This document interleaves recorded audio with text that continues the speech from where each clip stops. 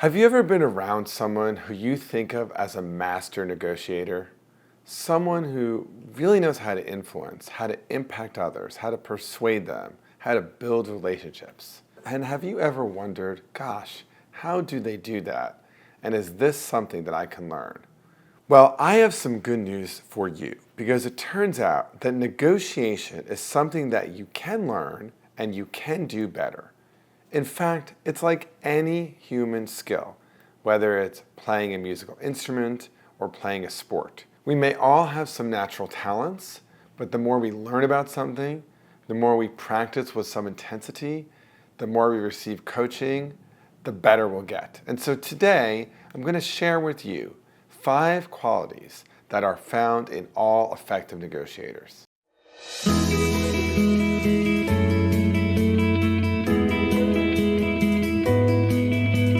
I'm Bob Bordone. I'm a senior fellow at Harvard Law School. I'm also the founder and former director of Harvard Law School's Negotiation and Mediation clinical program. Nowadays, I run the Cambridge Negotiation Institute, where I've trained thousands of people on how to negotiate more effectively.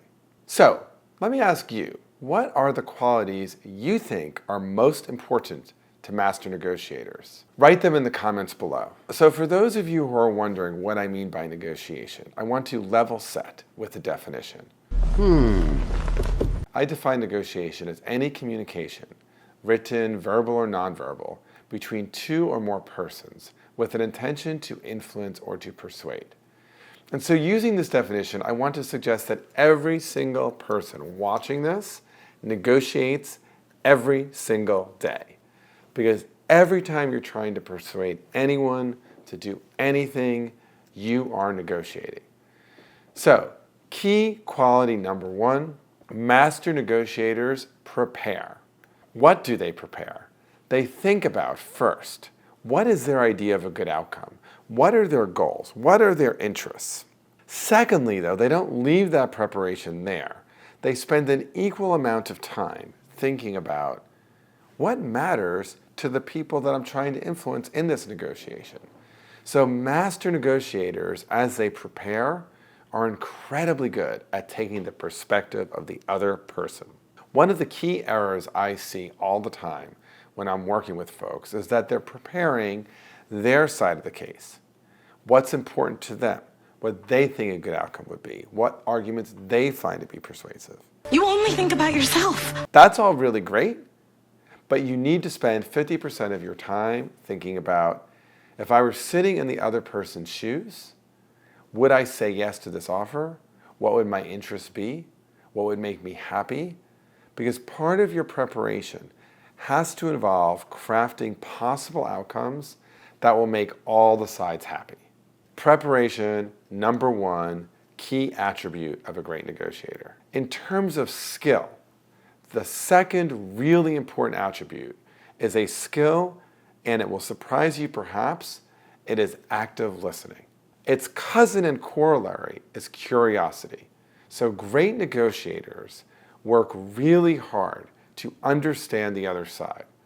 They are really good listeners because they've cultivated deep curiosity. Tell me more. They work hard to learn what matters to the other side, and they do something that almost always matters if the other side in a negotiation is a human being. And that is, if they're a human being, one of their interests is to feel heard. It's ever so important. And by actively listening to someone, you help them to feel heard. So I happen to have a video on active listening, which you can learn more about right here. The third critical skill in negotiation is effective assertion. So I want to be really clear about what I mean. Many people, when they hear assertion, I think confuse it with aggression. Aggression is a demanding way of listing what you need to have.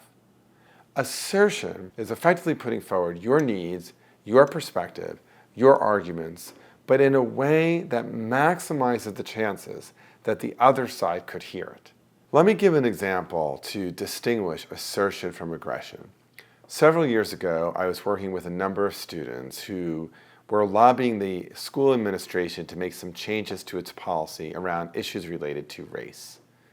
The set of students that I was working with originally had begun their negotiations by issuing a set of demands and a deadline.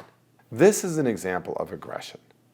The reality is that if you are a dean of a law school, under no circumstances can you ever accede to demands with a deadline. Because if you accede to demands with a deadline, you know what will land on your desk next week?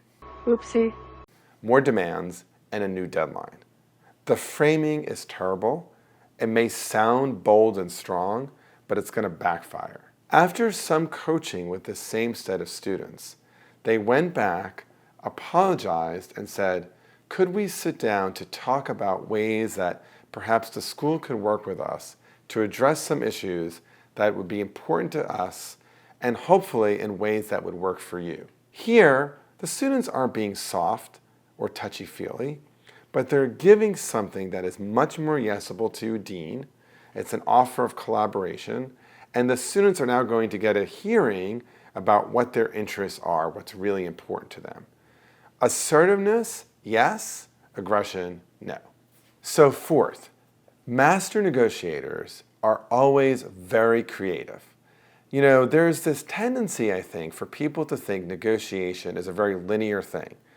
There's an offer and a counteroffer, there's a set of bargaining and concessions, and then you reach an outcome. But that couldn't be farther from the truth.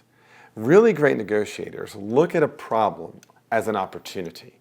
They move past opening bargaining demands or positions, identify underlying interests, and then use them to think about creative outcomes. So let me give you a real example that is playing forth even as I discuss this and also last year.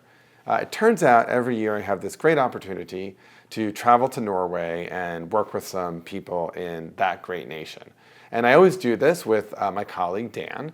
And it turns out Dan has a partner, and Dan and his partner very much would like to go on a vacation every year to Europe. But finances kind of limit that a little bit. It turns out that our client always pays for us to fly business class airfare. So last year, we had an idea. What if we went to this client and say, hey, you know, our understanding is that you would probably like to spend less money rather than more. We actually would like to get 2 coach class tickets, one for Dan and one for his partner, so that they could travel together in Europe. And we think we could do that more cheaply than buying a single business class ticket for Dan. How thoughtful. The client was delighted by this because it saved the client more than $2,500. And we were able to expand the size of that negotiation pie because we went beyond positions to interests to find a low-cost, high-value way for Dan to do better and for the client to save money. Now that's a simple example, but pretty much every negotiation offers opportunities where if you can be creative, you can come up with outcomes that are better than just splitting the difference. The last key quality of master negotiators is being self-aware. So there is a treasure trove of research that has shown that the most effective negotiators are those whose own sense of their strengths and weaknesses aligns with how others experience them. But what I've also noticed, quite apart from the empirical research, is that people who seem to be aware of how they're coming across, when they're pushing too hard, when maybe they've misread the room, and then make adjustments, they tend to be much more adept and responsive in a room. How do you improve your self-awareness? Well, at some level, we all have varying degrees of that. But really great negotiators, when they're done with their negotiations, they spend some time reviewing.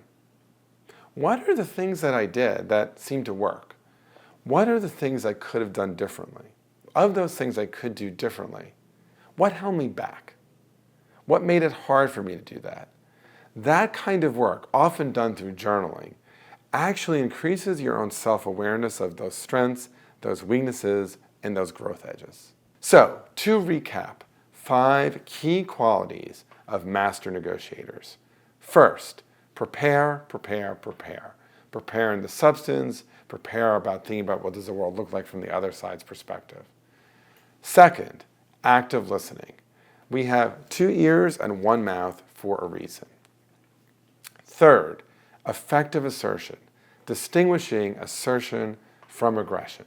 Fourth is creativity, always striving to think out of the box.